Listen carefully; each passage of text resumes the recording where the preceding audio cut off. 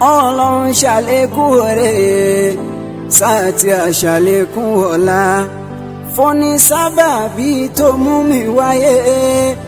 bó ṣe ń kẹ́ màmá mi Àbẹ̀ní ló bẹ̀rẹ̀ títọ́ mi láti inú oyún tí mo fi dàgbà débi tí mo dé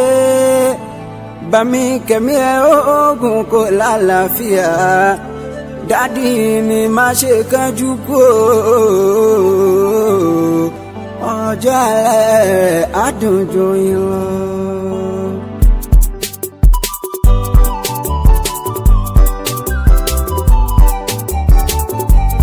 oore tẹ́ ṣe mí mi ò lè dúpẹ́ tán ẹni má rírì mi ju ẹ ṣeun gan kò sálàfiwé rẹ̀ àánú ẹ̀ pọ̀ gan bá mi bẹ̀ ṣe ń pẹ́ láyé kẹ́ máa rọ́tún oore ẹ̀rọ lásọyé ẹ̀rọ lápọ̀lé alákọ̀jì Mr. APT mo kọ́ lọ́hùn ìyanu tó ṣẹ̀dá mi tìyanu àtọ̀ mi lára bà mí tó jẹ́ ìyanu ó dọ́dọ̀ màmá mi ló bá dòyún mo lóṣù mẹ́sàn-án nínú oyún ọjọ́ mo wáyé tìbí tìrẹ ṣàlàyé dùnú nọ́mbà màmá pẹ̀lú bàbá mi dúpẹ́ fọlọ́run ìyanu ọba táwí tó dáhùn tárí àtẹ̀yí táwí èyí tó yẹni lẹ́nu jáyé mi ládùn kó láàrin fọ̀rọ̀ mi ọ̀tá lẹ́nu ọba ìyanu orin tẹ́ ṣe mí mi ò lè dúpẹ́ tán ẹni má rírì mi ju ẹ ṣe gan kò sálàfiwé rẹ̀ àná ẹ̀ pọ̀ gan ibẹ̀ ṣe pẹ́ láyé kẹ́ máa tún rẹ̀.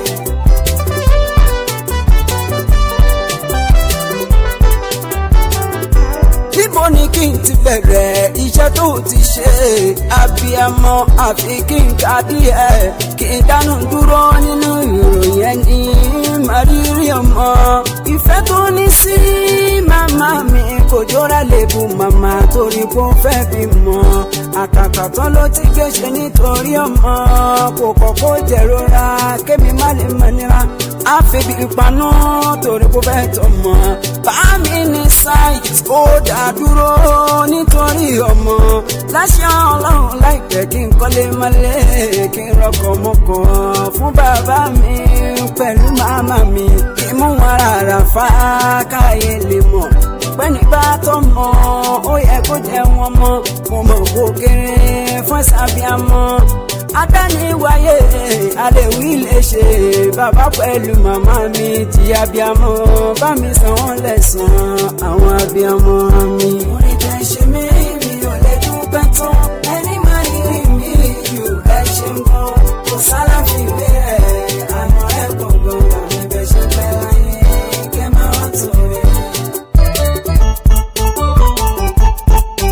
Happy birthday to you my daddy kẹ́mi oògùn kẹ́ máa ṣàmọ́dún pẹ̀lú àlàáfíà kọ́lá iregun. Happy birthday to you my daddy kẹ́mi oògùn kẹ́ máa ṣàlẹ̀ wáyé pẹ̀lú àlàáfíà kọ́lá iregun. bàbá mi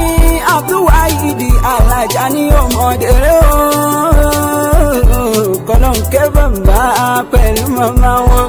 ẹni tójú orúkọ ẹ̀ pé kó má bàjẹ́ kí lè rí jẹ́ nírọ̀jọ́ ìní ó ṣe mo dúpẹ́ mi ṣe ń darí dùnú ayé ẹ má ṣe kí mi bá mi ní ẹ kí ọmọ Jímọ̀ ìdààmú ẹ lórí mi kì í ṣe kéré mi ó fa kìkì ọlọ́mọ ń kẹ́ bàbá mi abiyamọ ni mo mọ̀ ọ́n dájú ju bó ṣe kẹ́mi kékeré bá mi Àjàní mo jọ yín díjú kì í ṣọ̀dájú ṣàlékún oore fún bàbá mi olówó orí Àbẹ̀ní bọ́jọ́ orí ṣe ń lékún bọ́jọ́ aláìní kó dùn jọyìn lọ. Happy birthday to you my daddy kẹ́mi oògùn kẹ́ máa ṣàmọ́dún pẹ̀lú àlàáfíà kọ́lá iregun. mami Àbẹ̀ní ajẹ́mọ́ ti yá polówó orí ẹ̀wọ̀n sí fún bàbá mi ká máa ṣàmọ́dún nínú ọ̀làlá gbogbo ọmọ pátá látòrí mi alákòjì Mr. APT Abdulsamiu alájà omi Muhammadu mi oníṣàlá mi Abdulkadiri alákàmù mi Kábíràtù mi Alákẹ́ Olúwatóyìn gbogbo àpẹta là ń súre fún bá mi pé má ṣàmọ́dún ẹ máa fẹ̀yìntì jẹun mọ́ nínú ọ̀làǹlà pẹ̀lú àlàáfíà bàmí ẹ lọ́mọ kan balẹ̀ pàmàdìrú dìgbà èyí táwọn fi mọ̀ yín pẹ̀lú màmá mi lọ́lá ọlọ́run ọba. Happy birthday to you my daddy Kẹ́mi ògùnkẹ́ máa ṣàmọ́dún pẹ̀lú àlàáfíà kọ́lá ìrẹ́kùn. Pẹ̀lú pátá àtolólùfẹ́ afẹ́nifẹ́re náà kí bá mi àwọn ẹ̀gbọ́n wọn kábùrù wọn. Ajízikiru láì òníyànda pẹ̀lájírọ̀ wúfù alálàdé mi. Ajámúlíkà ń kálájà ní aya ẹlẹ́sàn Ajájẹ́mílá ọmọ aládùn aya Kìtúndé àti gbogbo ọ̀rẹ́ wọn. Ajírámẹ́ni Ajísíkírù gbogbo àpáta lásùlẹ̀ fún bàmí pé máa ṣàmọ́dún nínú ọ̀làlá. Happy birthday to you my daddy Kẹ́mi ògùnkẹ́ máa ṣàmọ́dún pẹ̀lú àlàáfíà kọ́lá ìrẹ́kùn. Ọ̀yá láàfin ìṣánilúwà bàmí Àjàní ẹ̀yin lọ́mọ òjò pàṣẹ kẹrẹmọdé ọmọ Àtìbà ẹ̀ṣọ́ Ìkòyí nìyí ọmọ agbọ̀yàn àpátápàrà tí parẹ́ bí àjùbà ẹ̀ṣọ́ Ìkòyí kì í gbọ́ fàlẹ́yìn láyé gbangba wájú ni wọ́n fi ń gbọ́ta ẹ̀ṣọ́ tó bá gbọ́ fàlẹ́yìn lóṣòjòrò ẹ̀ṣọ́ tó bá gbọ́ fàlẹ́yìn lóṣòjò bàmí Àjàní Kẹ́mi ogun kẹdọ́lápẹ́ kẹfẹ̀yìntì jẹun ọmọ. Happy birthday to you my daddy Kẹ́mi ògùnkẹ́ máa ṣàmọ́dún pẹ̀lú àlàáfíà kọ́lá ìrẹ́kùn. Ògùnkẹ́ máa ṣàmọ́dún pẹ̀lú àlàáfíà kọ́lá ìrẹ́kùn. Ẹ máa ṣàmọ́dún pẹ̀lú àlàáfíà kọ́lá ìrẹ́kùn.